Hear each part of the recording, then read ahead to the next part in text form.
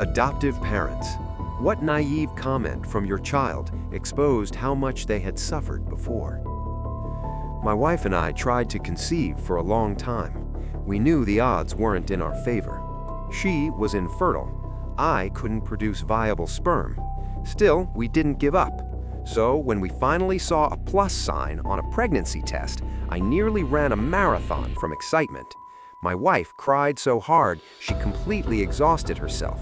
I was ready to tell everyone we knew, but she stopped me. She wanted to be sure first.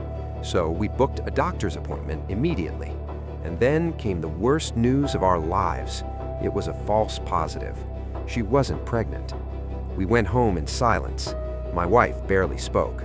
I tried saying things like maybe next time, or we just need to keep trying, but even I could hear how hollow it sounded. Then my wife surprised me. Maybe we should adopt, she said. I didn't hesitate. It didn't matter to me how we became parents. I just wanted a child. After weeks of talking it through, we started the adoption process. That's how we met Lucas. He was 9 years old, small for his age, and painfully polite. He said thank you for everything, sorry for everything, even when he hadn't done anything wrong. My wife said she thought he was scared we'd send him back if he did anything wrong. So we did everything we could to make him feel safe. He got his own room, we took him shopping to decorate it, invited him to movie nights, asked him about his life, but nothing changed. His room stayed bare, no personality. He sat far away from us on the couch. Sometimes he was so quiet, it felt like he wasn't even there. He refused to talk about his past. I wanted to be someone he could depend on, so I started taking him with me on errands, just to spend time together. Our first stop was the grocery store. I told him he could pick out a few things he liked.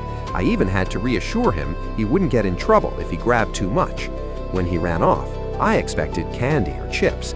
Instead, he came back with the cart full of tissue boxes, not the cheap ones, the expensive kind. I asked him why he needed so many tissues. He shrugged and said they were high quality. At first, I thought it was just a strange kid preference. Then he asked me to bring the cart closer because he couldn't carry all the boxes himself. I crouched down to his level. "Hey, buddy," I said gently, "why so many tissues?" He froze, like I'd caught him stealing. "They're better," he said. "The ingredients soak up moisture from the air. That makes them higher quality." Then he mumbled something about them being sweet. That stopped me. "What do you mean, sweet?" I asked. He wouldn't look at me, fidgeted with his hands. "Promise you won't get mad?" he said. I promised. "I used to eat them," he whispered, "when we didn't have food at the orphanage. The expensive ones taste sweet." I swear my heart stopped. I thought things like that only happened in sad TV shows. I even said that out loud, trying to lighten the moment. He nodded slowly. "Yeah, that's where I learned it." That's when I knew it was real. I nearly broke down in the grocery aisle. I told him, "You never have to do that again. I'm gonna feed you so much real food, you'll get sick of it." He looked up at me, trying not to sound hopeful. "Is that really true?" I started crying and told him it was, over and over. He thought for a moment, then said, "Okay, but can I still get one box for when I miss it?" I bought him one box of tissues, and I told him he would never need it again.